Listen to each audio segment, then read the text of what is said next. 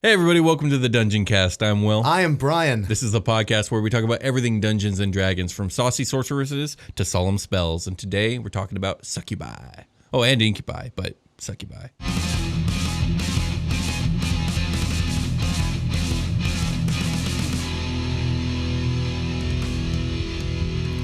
The Dungeoncast. Hey Brian. Hey Will. Welcome to Chapter 17 of the Blood War. What? It's just another fiendish episode. Oh, cool. No, yeah. It's good to touch on the Blood War every now and again because we still get people asking about it. I mean, it's really cool. It's a juicy bit of lore. There's Blood War stuff coming out. There is. I'm actually very excited about it. Yes, Descent into Avernus. Are we going to revisit?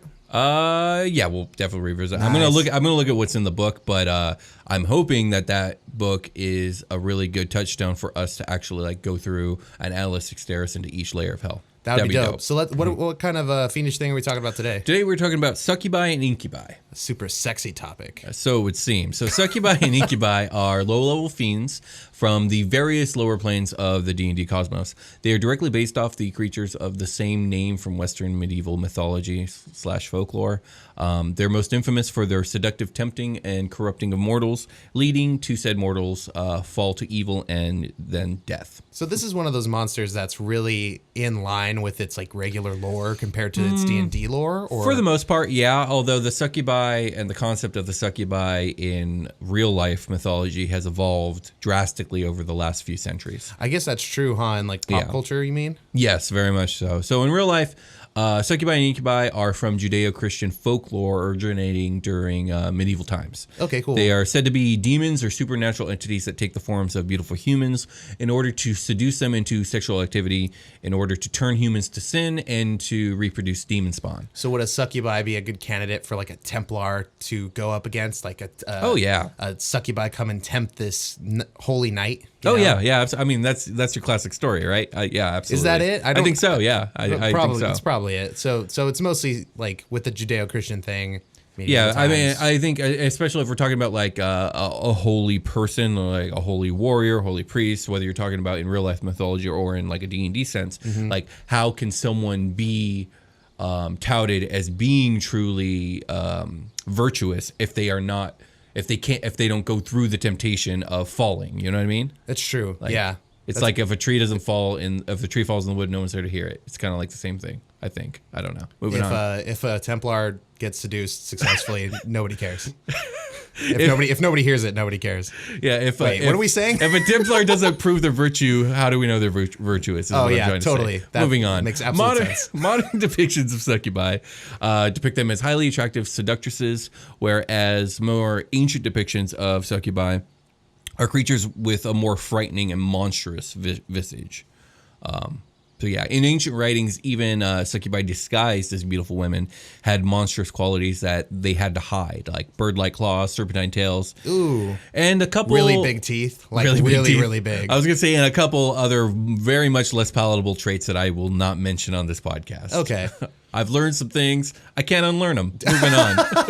Was big teeth one of them? Did I ruin it? No, I wish that was one of them. I mean, hippo size. You know what I mean? Yeah, I know. Big flat chompers. I get what you mean. Okay. So moving on. Good. The D&D depiction of Succubi and Incubi is much more in line with the modern depictions that we're all familiar with. So, though all Succubi and Incubi are capable of transforming themselves into the various humanoid forms, as they often do, they also have a true form. And their untransformed true Succubi form appears as a stunningly beautiful, statuesque humanoid with perfect build, perfect figure, and flawless skin. They will either have raven black hair or true red hair. Their eyes glow with smoldering red. The ends of their fingers are clawed, and they have a large pair of black and red bat-like wings mounted on their backs. Ooh. They usually have a small pair of horns, like little devil horns, on their head. Just little itty-bitty ones? Little itty-bitty ones, yeah. Okay. Although they can be bigger, and some do have bigger ones. But little itty bitty ones. A classic, or not? A classic red devil tail. Okay, cool. You know the one. You know the one that you saw that old lady wearing a black T-shirt with that print on it. Exactly. That one. So true. It's like solid red. Exactly. The eyes are black. And that's very accurate. It's got it's a thin, like a whip-like tail it's with a thin with a whip-like spade tail on the with end a of little it. spade at the end. Exactly. Yeah. That's Okay. exactly right. So 5e D&D does not actually distinguish between succubi and incubi. It stated that these fiends can be either male or female as they choose. Previous editions, there were male and female incubi and succubi, and they were like separate, although they didn't breed together, because we're going to get into like succubi and breeding later on. Okay. That being said, for the rest of this episode, I'm just going to say succubi, because saying succubi and incubi 100 times is going to get really old. It is. You could just like be fluid about it and just alternate which one you maybe, use. yeah. You know what? I'll try and do that. Like the wyverns. I'll probably forget, but I'm sure I'll remember at least a few times. So, okay, sweet. Originally, succubi were presented as being demons, members of the Tanari species. They existed to tempt and slay mortals and ultimately bring their life energy back to the abyss. This version of the demonic succubi is the true lore from first edition all the way through 3.5. Oh, cool. That's pretty rare. What do you mean? Well, like that seems like a long time to have like a standard lore throughout. Like three. Well, I mean, I agree. Some things do I agree last to that some long. point, but this is actually pretty common because 4E, big That's surprise. right. They're the ones that change everything. Yeah, changed things up and made succubi strictly devilish in nature. Interesting. So they just flipped it. No, they're the other thing now. These succubi were sent to the mortal plane to seduce and tempt mortals towards villainy and evil so that their souls could be claimed by Asmodeus and the Nine Hells. Dope. 5E, as it has a tendency to do, has kind of found a middle ground, a kind of like have your cake and eat it too situation where it's like now succubi are considered just general fiends who inhabit any and all of the lower planes and can be found in service to devils, demons, eugoliths, night hags, and evil gods. It doesn't matter. They're like angels, where like on the upper plane. There's some extra ones sprinkled into everything. Right. Well, the angels in the upper planes, they can serve any of the good entities of the universe, and they're spread across the upper planes. For sure. It's the same with succubi, just in reverse. And there's probably like a demonic version of one, like working for a demon lord. So the Forgotten Realms wiki, and I guess Forgotten Realms in general, the way they ended up tackling this, because the thing about Forgotten Realms is it's this through continuity that has to stay in line with Dungeons and Dragons, which is fucking impossible. So what they did was, rather than do the thing they normally do, which is like, it's different now and we don't talk about it and kind of hand wave it, they actually is like, okay, well now there's just literally 3 types of succubi. You have devilish succubi, demonic succubi, and fiendish succubi, and they're all a little different. And I actually like that. I think it's kind of cool. So we're going to get into it. So like I said, now there's this divide in nature and personalities of 3 types of succubi and incubi: demonic, devilish, and fiendish. They all canonically have their own power sets and their own psyche, although only the fiendish one is represented in the 5e monster manual. Okay, so you would just have to do your own little probably swap tweak. out some powers, do a little bit of homebrew, because they do have different powers. Although I think the fiendish one that's presented in the 5e monster manual, which we'll be looking at later, I think it covers enough ground where you can just fucking use it. Oh, okay. If you ask me. Excuse me. So, moving on. This one's a demon. Like it doesn't. Let's start with demonic succubi. So demonic succubi are chaotic evil fiends who live to tempt and seduce mortals with the end goal of bringing their life force back to the abyss to increase the abyss's power. Though considered to be lesser Tanari, I don't know if you remember from the demons episode, but much like devils, there is a power hierarchy when it comes to the demons. Oh, and yeah, totally. As they level up, if you will, they go through different forms. Yeah, they like metamorph, like they cocoon they evolve themselves and like shit. Pokemon. And in a really like a Pokemon way. with like an energy, like a light, like I abyssal. mean, It's probably like abyssal goopy energy. Yeah, I would say so. Yes, Ooh, but I just mean like they evolution. literally, as they grow in power, they then evolve to the next form. Cool. Whatever the abyss chooses for them. Well, succubi are considered to be lesser Tanari, so they're pretty low on the totem pole. But succubi also exist outside of the standard demonic hierarchy, so they end up choosing who to serve, when to serve, and it's said that they all serve the abyss itself rather than like, you know, specific demon lords. I mean, they do serve specific demon lords, but in the end, the MO of the succubi of the abyss is to promote the abyss. Right. So, yeah. So the demon lords seem actually content to let the succubi kind of do as they will. They're not really too concerned about them. They're handing out abyssal incursions like SoundCloud rappers are handing out their links. Yeah, sure. So regardless of their independence, most succubi of the Abyss do swear allegiance to one demon lord or another. A large population of succubi serve Gratz, the Dark Prince. We talked a little bit about that in the Gratz episode, but he is not in charge of the largest population of succubi. That honor goes to the demon lord Malconthet. She is queen of the succubi. Nice, okay. So Malconthet was among the first succubi that came into being in the Abyss. She obtained her current status after centuries of war, betrayal, alliances, and power grabs. And she's essentially like a mega succubus. She okay. She has the same general description as a succubi, but with longer horns, a stinger on her tail, and phenomenal cosmic power that kind of comes with being a demon lord. She's just like really, really big. Like all of the other ones. She's probably a little bit bigger. Like they probably all stand about like normal humanoid height, and she probably stands like 12 feet tall. So. Oh, perfect. Yeah. Yes, that's very perfect. Yeah, so that's Malconthet. She rules the 570th layer of the Abyss, known as Shendelavri. Yeah, that's the one. Okay. Like, it was originally a layer made of heaving and shuddering flesh, but has since been transformed into a verdant and heavenly paradise by Malconthet herself. Unfortunately, though, she's like, it's time for this heaping mound of flesh to do some ab workout. Let's go, flex. Get up there. Yeah, absolutely. Tuck those knees. Keep that core tight. So it's this verdant paradise, but only for her and her servants. Behind her manicured gardens and gleaming marbled facades are countless torture chambers, ritualistic laboratories, and murderous political scheming. Okay, so there's a bunch of rooms in there for that stuff, but Exactly. It's mostly just like a fitness studio. Okay, sure. And they're all doing fucking jazz aerobics. Absolutely. Stay fit and succubus. Yes, sir. And incubus. So demonic succubi are slow, subtle, and patient when it comes to their seduction of mortals. Okay. They take pleasure in the corruption they cause and the life force they steal. They particularly target those of good hearts and a fiery passion. For those humanoids end up providing the most amount of energy and life force for the Abyss to add to itself. For sure. So that reminds me of Lust from Full Metal Alchemist. Do you remember in Brotherhood how she like is dating the like Colonel's subordinate Trying to remember. Get an in. Like Right, she was right. basically doing that description, like very slowly and easily, like working her way into the fold. Yeah. I mean, yeah, I think that is pretty similar. That's kind of cool. So again, demonic succubi, they target people of vibrant life force. So people of passion, people who are constantly active and doing stuff and getting stuff done. Right. Those are the type of people they're attracted to. Yeah, they're not going to go toward like a sedentary person. Right, exactly.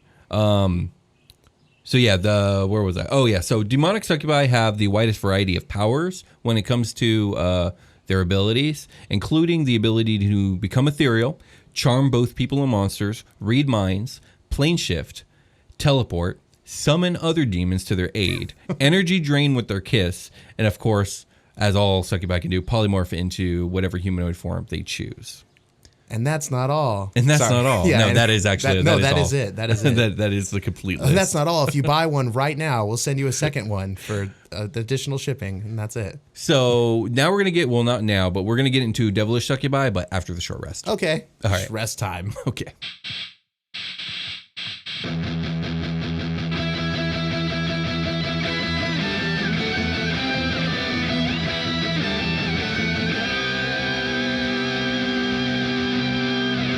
Hey everybody, welcome to the part of the episode we're not talking about the last thing we're talking about love, and not the kind of love that the succubus is going to give you. This is the Dungeoncast Yeah, love. no. We're not trying to steal your soul and take it to the abyss. This is that cream of the crop podcast love. Thank you guys for listening to the show. If you can hear my voice, really, really appreciate you listening. Or maybe we are. Maybe that was the ruse the entire time. That we were trying to get their love so that we could take it back to our Lord and Savior, He who shall not be named.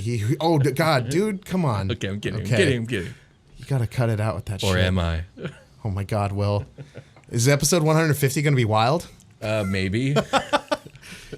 You say Possibly. his name. Okay, let's get to our Patreon people. This is for anybody who upped their pledge or became a pledge member at patreon.com/Dungeoncast. Thank you guys so much. You're helping keep the lights on for the show, helping us do new cool projects. We'll start with you, World's Okayest DM. Thank you for upping. Thanks, World's Okayest DM. Daniel Villalopez. Thanks, Daniel. Let's see, Austin Gallagly. Thanks, Austin. Zachary H. Beach. Thanks, Zachary. That's cool. Beach. Marius Vogel. Thanks, Marius. Rachel Chastain. Thanks, Rachel. Let's see here. I'm just scrolling. I'm doing this live. How do you say that? CBAB Fat. Thanks, CBAB Fat. Thank you, CBAB Fat. Let's see. Ostemo the Slow. Thanks, Estimo. Cool name. Really cool name. All right, and let's get up into this list. There's another list here. Let's see. How's your weekend, Will? It's pretty good. Cool, man. Relaxing. Thank you, Mike. Thanks, Wilkinson. Mike. Thanks, Mike. And then thank you, Joshua Bennett. Thanks, Joshua. Thank you, Sam F. Thanks, Sam. Thank you, Noah H. Chitelat. It's Noah W. Oh, shit. How did I do that? Noah Thanks, Noah. W. Chitelat. Thanks, Noah. That's everybody. Thank you guys so much for coming on. I hope you're enjoying your bonus content. There's lots of that there, but I think we should probably just get back to the show. Let's get back to the show.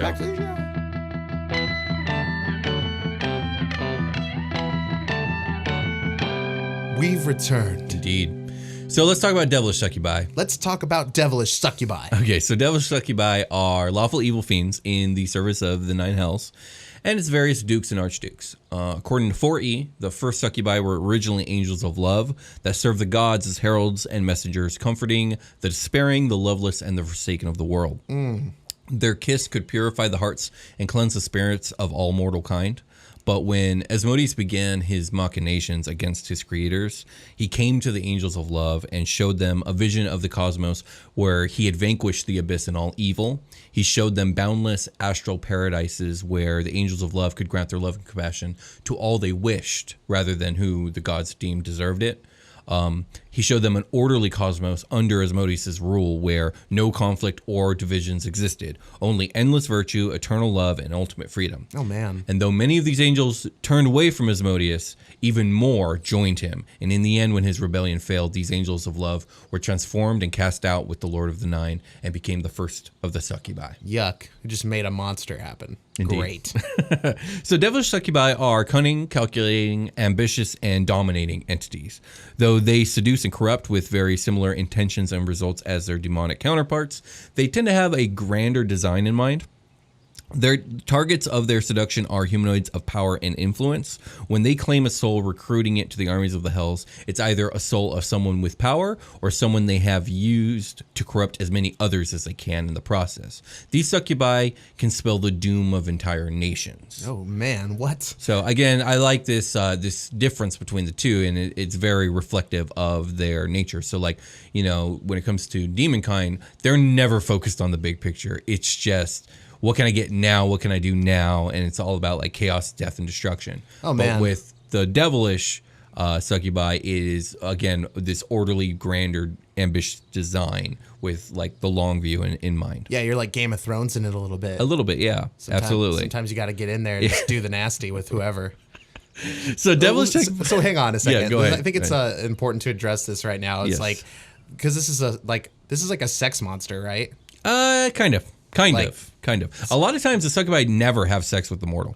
Oh, okay. Yeah. They just are alluring. They are alluring. They seduce the mortal and they influence the mortal to compromise upon their morals. Okay. One thing at a time until by the end of it, the mortal has become truly evil. In which case, they will usually kill them with an energy draining kiss and take their soul. Now, they do sometimes go as far as to have sex with the mortal they're seducing. Usually, it's because they're trying to give birth to a cambion. Oh, shit. Which we can get into later. Okay. Because I wanted to know like how much of that is underlying like underneath what you're saying now. So it's good to like quantify. Right. Yeah. That sure. It's not like, because it's hard to decide how PG-13 or rated R are we trying to get up in this. So yeah, with these succubi, it's really less about the seduction. The seduction is just having an alluring form to get past the humanoid's guard and begin to influence them towards evil. Right. That's kind of what it's about. Totally. All right. If you ask me anyways. Yeah. So devilish succubi also serve Beator as spies, assassins, advisors, and emissaries to prominent mortal cultists and cult leaders and whatnot. These types of succubi have powers geared more towards subjugation. They have a charming kiss. They have access to domination spells. They have a corrupting touch and those are the most noted of their abilities. So they have the least range of powers. Okay. 5e presents succubi as neutral evil fiends that exist throughout the lower planes and can align themselves with whatever evil power / entity that they decide. So these fiends come to mortals in ethereal forms, lurking by their prey's bedside. Here they whisper forbidden pleasures and dreams that tempt the mortal into giving into their darkest desires, indulge in taboos, and feed their forbidden appetites. As the succubus does this repeatedly, night after night, the victim becomes slowly more susceptible to these temptations during their everyday waking life. Okay. Once the fiend is satisfied with this level of corruption, they then disguise themselves and insert themselves into their victim's life, whether as a seductress or just as a would-be friend or ally. Here the succubus influences the humanoid towards indulging their dark desires on the daily. The corruption of the mortal is considered complete when the victim has finally committed 3 acts of betrayal: one of thought, one of word, and one of deed. Wow, okay. Which is a reflection of the betrayal of Judas and Jesus Christ, if you know anything about Christian theology. I thought that was a cool little tidbit. Then the succubus claims their prize. So let's talk a little bit about the succubus kiss. Them prizes? Oh, No, okay. So That succubi, kiss used to be so good. They used to come down and like give the mortals all the love and shit. Yeah. And now it's just now they're just like bad. Polar opposite. They're bad sexy kisses. So a succubi's kiss is deadly. If anyone wants to see a result of a succubi kiss, if you're on the Patreon, check out our Halloween episode. I guess that did happen. That did happen. I once played in a game where that shit happened. It was great. That was my favorite part of the whole series. But moving on. So it's said the succubus kiss is said to echo a vast and bottomless emptiness bereft of any form of pleasure, but still magically intoxicating all the same. This shit sucks, but I fucking love it. But I for some can't reason. stop. It's like heroin. It's like a. Okay, I was gonna say when most wisdom saves that you fail, but okay, heroin. Let's go there. Yeah, needle in the arm. Let's go. For devilish succubi, this emptiness is a reflection of their unquenchable desire for the paradise Asmodeus promised them and that the gods denied them. It's a bottomless vacuum where once holy bliss and satisfaction existed. In fiendish demonic versions, this emptiness is the hunger the succubus feels for the mortal's energy and soul. Mm-hmm. So again, their kiss is a destroying thing. And then really quick, let's talk about succubi procreation. So succubi do not procreate with each other. Right, because you were saying there's males and females, but they live separately, pretty much. Or Yeah, they did. Yeah, basically. They can procreate with other demon kind, mostly like demon lords and whatnot. Like, for instance, Malkathet, one of the main negotiation pieces she uses is, well, I'm a powerful succubi. If you do these things and align with me and like we use our armies together, I will produce for you a child of power. So wow. I think she has a child by Demogorgon, and she has. Hey, whoa. Sorry, she has other children from other powerful demons as well, and that's how she forms her alliances. So succubi can breed that way, but they're probably more famed for being capable of breeding with mortals. I think other demon kinds can, but this is obviously going to be your most likely situation because the mortal will be willing in this case for the most part. And in this case, if a human or any mortal kind mates with a succubi or incubi, the spawn that is produced is called a cambion. And we haven't really talked about cambions on this episode too much, but they're basically like tieflings, but like rather than being plain touched, they're like half demons basically, or half devils. Okay, I think like a half orc would be. Kind of like that. Yeah, I would say most cambions that you see in Monster Manual art tend to be devilish, so they're like red skin. They just look like super tieflings. Okay, sure. And that's essentially what a cambion is. It's just a super tiefling. I'm you, but better. I'm you, but better, indeed. So any questions about succubi or incubi? I'm you, but more red. No, my big question was like how much sex stuff. But it seems like weird to make like have this game just have like stuff like that in it, Yeah, I mean, it could be that. I think a lot of times you're gonna have a succubi seducing a mortal in secret, and then like the party's gonna end up being like having issues with this mortal who's doing bad things, and then find out, oh no, it's a succubus influencing and fucking with their head this whole time. Right. I can see that. Obviously, in the game that we played, where the succubus just kind of came out of nowhere. It was a simple like charm spell, failed save, deadly kiss, almost died. What's you know up? what I mean? I'm hot. What's Blam! up? I'm hot. And like you failed, so you can't resist. And so she's gonna deadly kiss you. And then she thanked you guys for your time and she left. Let me give one of these bad smooches. Oh, that's right. She did dip. Well, she almost took somebody with her. She tried to take Borg. She was like, Borg, let's go. Oh, he was down. And no, he wasn't. He was not down. Oh, I thought he was. Wasn't he down at first? Well, spoilers. I don't want to spoil it. Okay. Because that's a big spoiler for the ending. Okay. But anyways, moving on. So obviously no questions about Succubi. So let's get into their stat block. Okay. So 5e presents the Succubi as a challenge rating 4 monster, which I think is just right. I think that is correct. They have a 15 armor class, 66 HP. Their skilled is deception, insight, perception, persuasion, and stealth. They resist cold, fire, lightning, and poison, and all weapon damage that is non-magical. Hell yeah. They got dark vision, because why wouldn't they? Speak abyssal, common, infernal, and they have telepathy. Let's get into their features. So hang on, is it one-way telepathy or two-way? It just says telepathy, so I think it's two-way. You can probably speak and hear. It can hear you. I think so. Yeah. Because mind reading is really a big thing in Succubi lore. Okay. So the first feature is called Telepathic Bond. The fiend ignores the range restrictions on its telepathy when communicating with a creature as charmed. The two don't even need to be on the same plane of existence. So if it's got someone charmed, they are connected. Okay. The next feature is Shape Changer, which works basically like a changeling. They can change into whatever the fuck they want. That's humanoid. A lot of shapeshifting on the Dungeoncast lately. Yeah, just like it ton of started to come up because you know what it is. We're talking about slowly more and more powerful things that are also very sentient, and shape changing just kind of comes with that. Shape changing, it's the new dark vision, high level dark vision. Change what you look like. Exactly, it's very true. I'll make you have dark vision, like you can't tell what the fuck I am anymore. So they have a claw attack when they're in their fiend form. Let's see, +5 to hit, 1d6 +3, so it's really pitiful. And that's the thing, like.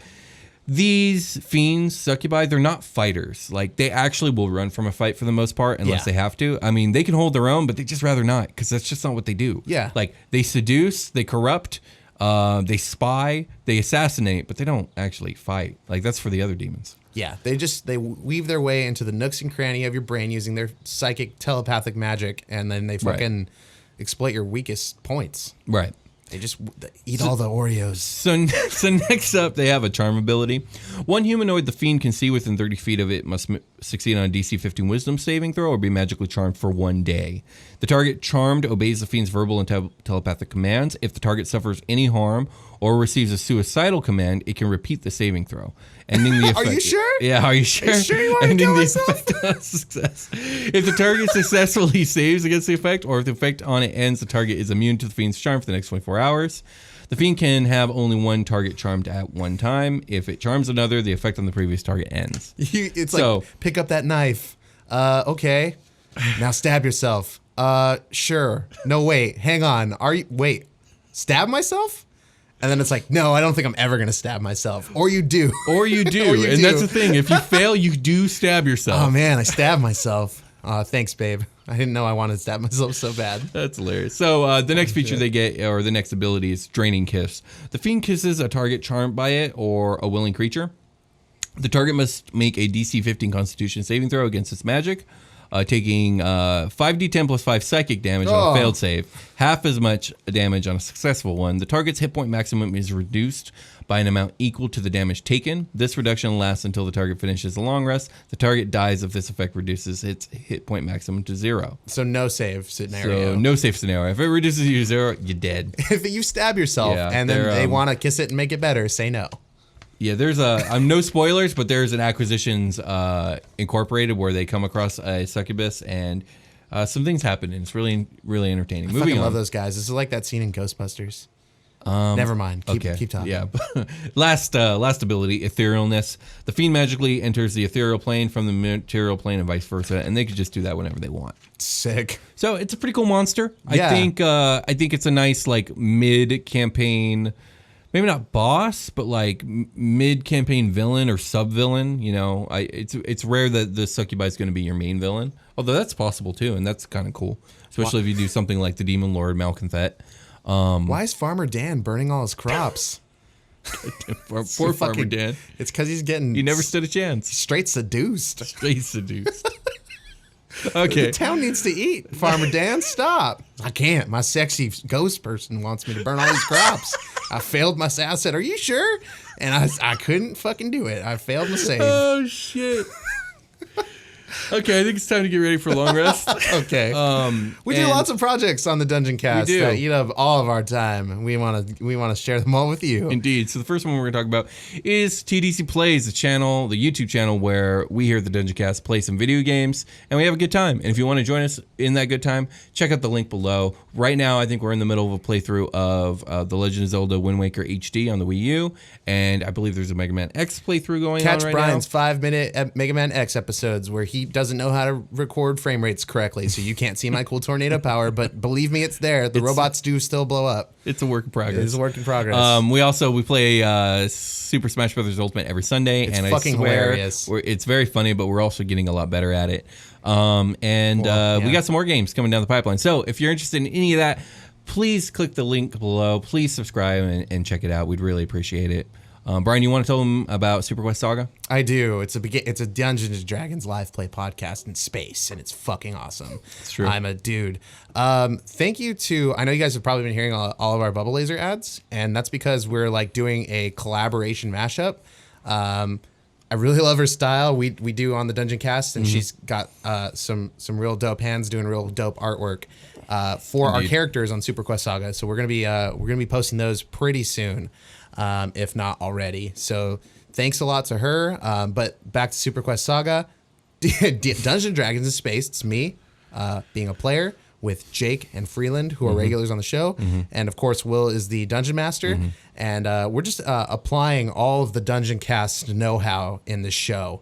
I would really check it out. It's really well reviewed so far. Yeah, the fans seem to be really enjoying it. I'm having a blast. I think one of the best compliments I keep seeing is a lot of people saying like, oh, I'm not normally into like futuristic settings, but this one's different. I'm really enjoying it. I'm like, oh, that makes me feel really good because it's a Will's like setting. homebrewing machine up in here, and it's been really, really awesome. It feels real, you know, when you're playing it. The setting doesn't seem like off kilter or anything. It sets perfectly with D&D. It doesn't 5e, feel so- scaffolded together by duct tape. No, Because it is. it's not. No. It's very. No, it's not. It's actually pretty It's very well thought out. cohesive. There's a lot of cool world building. Oh, thank you. We're running a contest alongside that. So basically, we want to share Super Quest Saga with lots of other people. We just want to spread the word. So if you guys, Indeed. that's our main way to tell people about the show. If you guys could just tell people about the Dungeoncast, tell people about Super Quest Saga, that helps us so much. If you leave like an iTunes review, it's like telling anybody that goes to check it out that it is like worthy of their listen. So everybody that's ever done that, thank you guys so much. A lot of you step up to do that sort of thing for us. It really, truly does help us out more than anything else. Right. And to talk about the contest really quick, what we are giving away is a copy of the upcoming book, Descent into Avernus, which is an adventure module for 5e D&D where apparently some Forgotten Realms characters are headed to the Nine Hells. So a lot of people are expecting a lot of juicy lore and monsters out of that. I'm excited for it. And if you want to win that book, all you got to do is share a link to a Super Quest Saga episode with the hashtag SuperQuest and let us know about it. Either share it on Twitter, or if you're going to do it on Facebook or some other social media, go ahead and send us a screenshot to thedungeoncast@gmail.com. We'll enter you into the contest, and we are drawing the winner on September 1st. Yeah. So, yeah. With that being said, I think we can call it a game. Let's call it a game. All right. We'll talk to you guys later. Bye.